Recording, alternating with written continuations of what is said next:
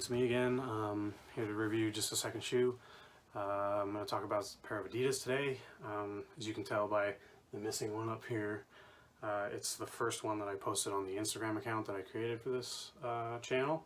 It is the EQT ADV or Equipment Advanced 9118. It's a basketball shoe, or it's actually suffixed basketball, but I'm not really sure this is a true basketball shoe. And I'll talk about why in a second. First thing that you notice when you look at a shoe, again, it's always the looks. I think this shoe looks really cool personally. If you're into the same kind of things that I am, the first thing that I noticed is just the asymmetry of the patterns.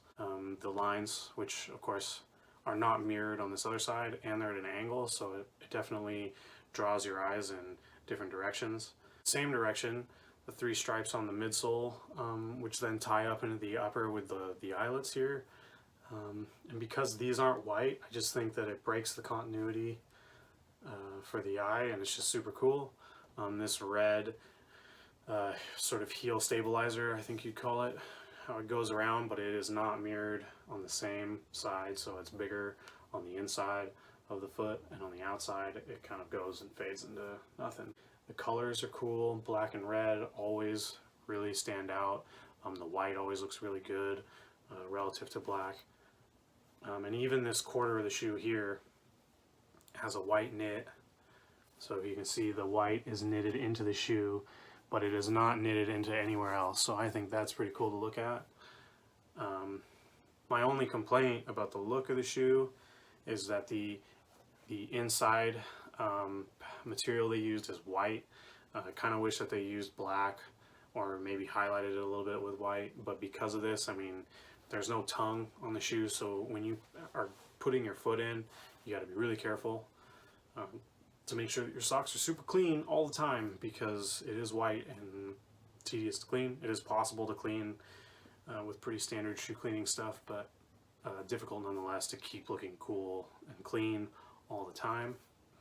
For comfort, the upper is very comfortable because it's that knit. It isn't prime knit, not super durable, so if you're going to clean it, again, don't scrub super hard. I'd probably even use like a soft toothbrush or something, just because you'll definitely pull threads and start to fray it. But it's very light, and it looks really nice and feels really nice to wear. I will say that it is a bit wider than most shoes. It is made for a wider fit by default, so there isn't really like a narrow or a wider version. If I were to compare it to a shoe that I talked about already, these are not wide, and as you can see, especially here in the midfoot, it's a little bit thinner. So this is a great shoe if your arches are a little bit flatter like mine are. There definitely isn't a bunch of extra space where that spot in your foot pushes out and pushes this midfoot part of the upper out, and I always feel like I'm going to break the shoe, and this one I have no concerns at all. I'm not totally flat-footed, but I am quite a bit, so this is definitely comfortable there. The sole is not boost. It is actually pretty stiff and not super supportive, so again, if you were actually going to wear this for basketball, there is no impact protection here. I would almost say this is a lot like wearing Converse, which isn't very supportive and is not great for a lot of walking. To test that, I did walk quite a bit in these. That being said, I put about 20,000 steps into these in one day, and by the end of it, my feet weren't they weren't like really throbbing like a hard day's work or anything, but I definitely knew that I had spent all day on my feet. Not something that I feel I would experience if I was wearing a shoe that had a boost sole or even an Air Max. So that leaves something to be desired, but you really can't complain too much because the price point of these is great. Again, this isn't a super limited shoe. It's not really expensive. So I think for the price point, which is anywhere from $70 on sale in a different colorway to these, which were brand new when I bought them, which $120, really just affordable as far as sneakers go. But, you know, if I had to say that this shoe is basketball or not, I'm going to say, you know, a tentative no. Not a lot of lock-in power here. There's a couple of stabilizing things. You know, the heel support definitely locks you in the back. And then this guy here, there's a little bit of plastic on there that comes up from the sole and actually wraps up from the bottom, which is a kind of a cool aesthetic. It actually holds you in place there, so when you step to your side and you shift your weight, your foot doesn't slide out. But if you're not already in need of a wider shoe, or you've gotten it a little bit too big, then your foot's going to slide around anyway, and it's not really ideal for basketball.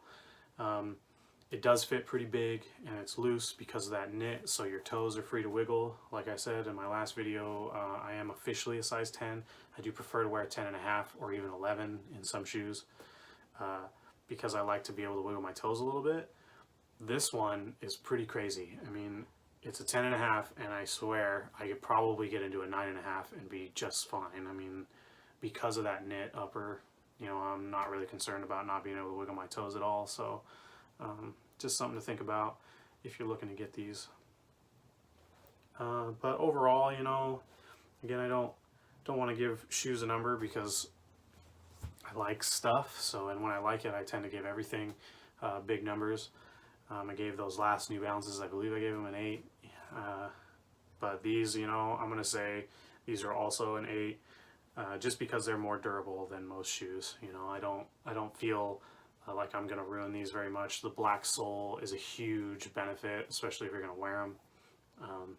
And then as long as you're careful about this knitted upper when you're cleaning, I really don't think there's going to be a whole lot of damage to the shoe just for casual lifestyle stuff.